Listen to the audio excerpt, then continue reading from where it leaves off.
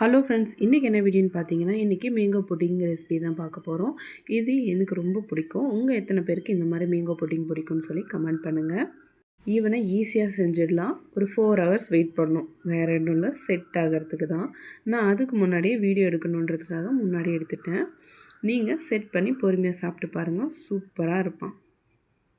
Measurements எல்லாம் first கமெண்ட்டில் பின் பண்ணுறேன், நோட் பண்ணிக்கோங்க. இப்போ ரெசிபி சொல்கிறேன், நோட் பண்ணிக்கோங்க. இதுக்கு நல்ல பழுத்த 2 மாங்காய் பழம் எடுத்துக்கோங்க. உங்கள் வீட்டில் எது கிடைக்குதோ அதை எடுத்துக்கோங்க. சுகர், இது கூட சர்க்கரை எடுத்துக்கோங்க. கஸ்டர்ட் பவுடர் எடுத்துக்கோங்க. கஸ்டர்ட் பவுடர் உங்களுக்கு வேண்டாம் அப்படின்னா, வீட்டில் இல்லைன்னா கண்டிப்பாக கார்ன்ஃப்ளவர் சேர்த்துக்கலாம், ஒன்றும் பிரச்சனை இல்லை. நான் இன்றைக்கி சும்மா எனக்கு ஓவர் ஜெல்லியாக இருந்தால் பிடிக்காது, அது அப்படியே டிப் பண்ணி வாரி சாப்பிட்றது தான் பிடிக்கும். அதுக்காக நான் இன்றைக்கி கஸ்டர்ட் பவுடர் யூஸ் பண்ணிக்கிட்டேன். உங்களுக்கு ஜெல்லி மாதிரி ஃபார்ம் ஆகணும்னு நீங்கள் கார்ன்ஃப்ளவர் யூஸ் பண்ணிக்கோங்க. மேங்காவை இந்த மாதிரி பீஸாக கட் பண்ணி மிக்ஸி ஜாரில் போட்டு நல்லா நைஸாக அரைச்சி எடுத்துக்கோங்க. ஒரு பேனில் இந்த மாதிரி அரைச்ச மேங்காவை சேர்த்துட்டு அதுக்கு மேலே சர்க்கரை சேர்த்துக்கோங்க. அப்புறமா மில்க்கை சேர்த்துட்டு இந்த மாதிரி கைவிடாமல் நல்லா மிக்ஸ் பண்ணிகிட்டே இருங்க. ஒரு நிமிஷத்தில் நல்லாவே கெட்டியாகிடுவாங்க.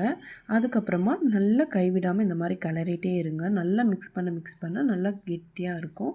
ஒன்றும் பிரச்சனை இல்லை, கைவிடாமல் மட்டும் கிளறுங்க, அப்போ தான் அடி பிடிக்காது.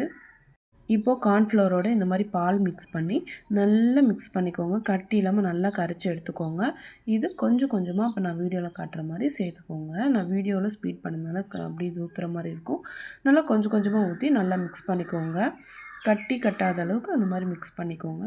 நல்லா வேகமாக மிக்ஸ் பண்ணிவிட்டு இந்த மாதிரி நல்லா மிக்ஸ் பண்ணிகிட்டே இருக்கும்போது நல்லா கெட்டியாகிடுவாங்க. நல்லா கெட்டியானதுக்கப்புறமா இந்த மாதிரி குட்டி குட்டி பபிள்ஸ் வரும். அப்போ உங்கள் ஸ்டவ்வை ஆஃப் பண்ணிவிடுங்க.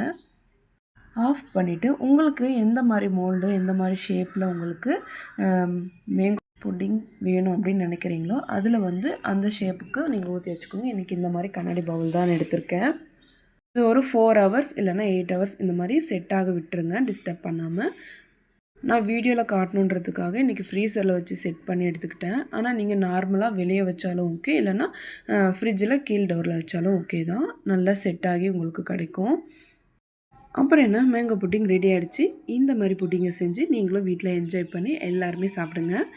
இந்த மாதிரி ரெசிபி உங்களுக்கு பிடிச்சிருந்தா நம்ம சேனலை சப்ஸ்கிரைப் பண்ணுங்கள், ஃபாலோ பண்ணுங்கள், கமெண்ட் பண்ணுங்கள், மக்களே சப்போர்ட் பண்ணுங்கள். இந்த மாதிரி ஹோம்மேடான கேக்ஸ், ப்ரௌனிஸ், டோனட்ஸ், மஃபன்ஸ் வேணும்னா நம்ம சேனலில் இருக்கிற பேஜ் நம்பரை நோட் பண்ணி நீங்கள் உங்கள் ஆர்டரை ப்ளேஸ் பண்ணிக்கலாம். கிருஷ்ணகிரி சரௌண்டிங்கில் இருக்கிற இடத்துல நம்ம ஃப்ரீ டெலிவரி கொடுத்துட்ருக்கோம். இந்த ஆஃபரை மிஸ் பண்ணாமல் யூஸ் பண்ணிக்கோங்க.